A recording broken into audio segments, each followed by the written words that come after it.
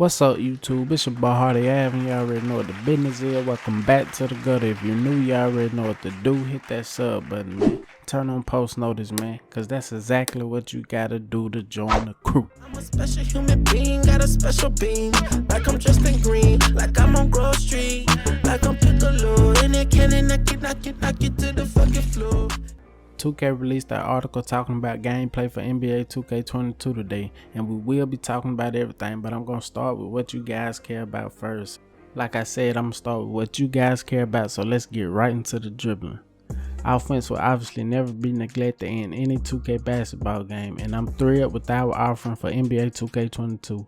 Dribbling is something I personally spend a lot of time working on and am extremely passionate about, and can say without a doubt that playmakers are going to have a field day with this year's game. The 1-to-1 basic size up have been removed and replaced by 1-to-1 signature size ups, but what exactly does that mean? Flicking the pro stick in various directions last year gave you fairly generic looking size ups, while holding up on the stick gave you a nice looking mocap dribble series. This year the goal was to marry the two together and give each player a unique feel and rhythm when sizing up, while also giving the game a complete control over how the series plays out. KD's big hezzy crosses, Harden's around / through the leg moves, Steph's quick machine gun crosses, and Luka's methodical rock back and forth dribbles are all now under the game's direct control rather than a preset movie. The speed stick that we introduced on New Gen last year also returns, so flicking the stick quickly results in quicker dribbles, while slower flicks give you more rhythmic ones. There are around 50 unique signature size up packages to choose from, each with its own distinct advantages.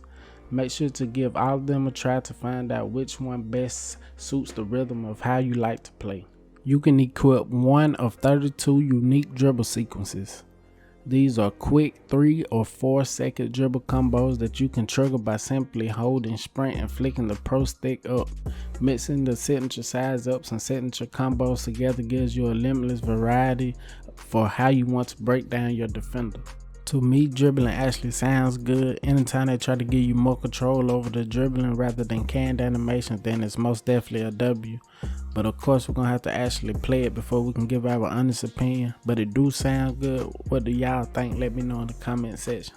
Shout out to all the big men out there, man. Let's get right in the post play. Now a little treat for the bigs. We spend a lot of time upgrading post play with loads of new content, including new movement and a new arsenal of back to basket moves similar to face up ball handling.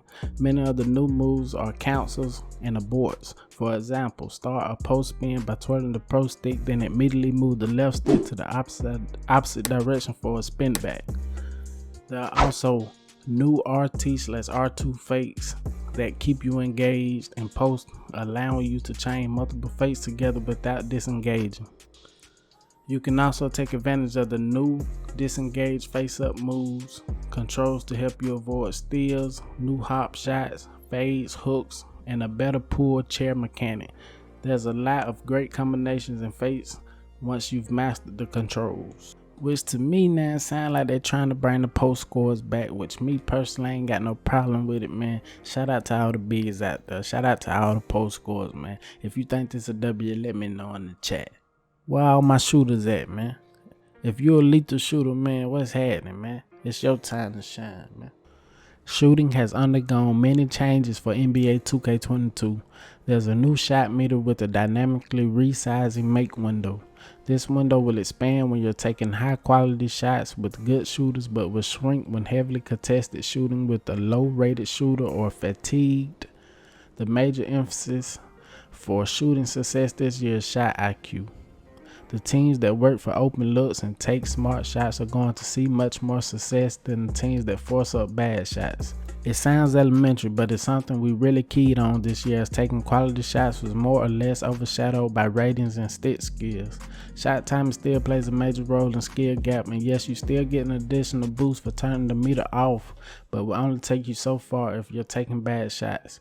We've heavily focused group tested the new shooting mechanics with players of all skill levels, and believe this is the best that shooting has ever felt in NBA 2K.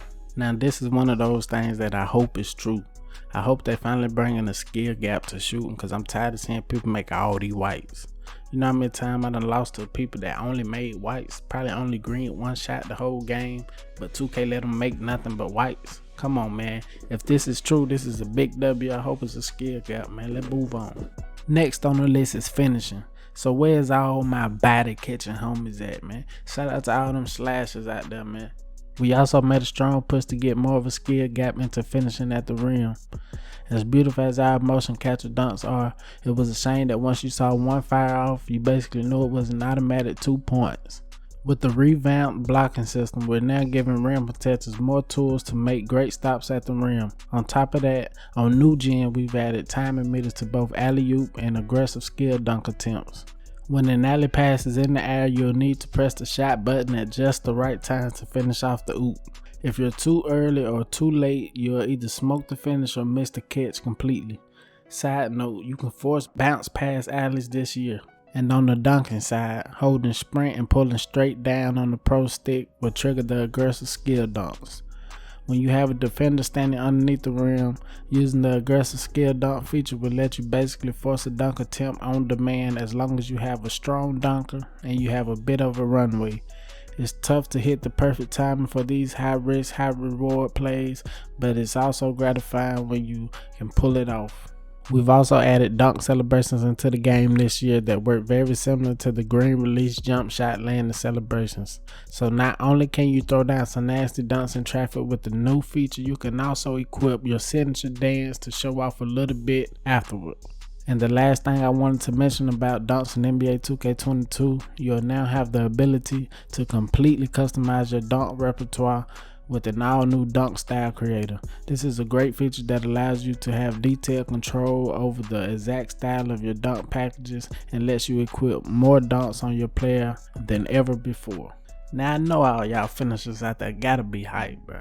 The shit actually sounds good. I can't believe that they were actually trying to make every part of the gameplay a skill gap. I feel like they should have been did that because a lot of people get bailed out. A lot of people win games even though they're not good at the game, just because 2K handed it to them, you feel me? Okay, next up we have a very important category: builds, badges, and takeover.